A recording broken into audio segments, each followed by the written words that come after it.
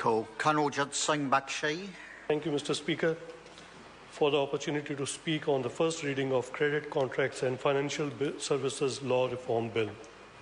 Mr. Speaker, can I just say that the bill being introduced once again shows that this national government is very concerned about the citizens of New Zealand. Mr. Speaker, by introducing this legislation, we are seeking to strengthen the regulation under which credit providers and the financial service providers operate. By strengthening this legislation, we in the National Party are seeking to protect borrowers from any dodgy finance companies or dealers. We want our citizens to be better informed. Mr. Speaker, this is a fantastic piece of legislation for any new migrant coming to New Zealand. It takes some time before one settles into a new land. This requires a vast amount of effort and with some amount of money. It is unlikely that new migrants will have sufficient knowledge or money at their disposal straight away. Thereby, they are likely to be used either banks or other financial institutions. This legislation will protect all consumers by providing them with the information so that they can make informed decisions.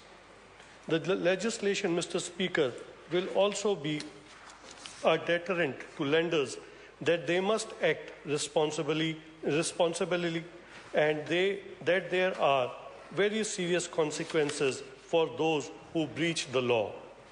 Mr. Speaker, there is a little doubt that the fear of the GFC created in the minds of ordinary citizens of New Zealand still remains. The GFC meant that most people had to work very hard to keep their jobs and provide their families. Some had to borrow money at times to survive. However, in times of need, if a loan shark wishes to take advantage of your situation, this is not acceptable. The bill, Mr. Speaker, seeks empathy and understanding on behalf of the borrowers who seek finance from these loan sharks, that there can be a personal situation such as sickness or bereavement or any other kind of situation that may lead to borrower not being able to keep their repayment. Credit providers remain largely unregulated and have no code of conduct. Clarity is sought on any fee and extra payment that consumers are being implicitly asked to pay without properly informing them of the total cost of buying a good or a service.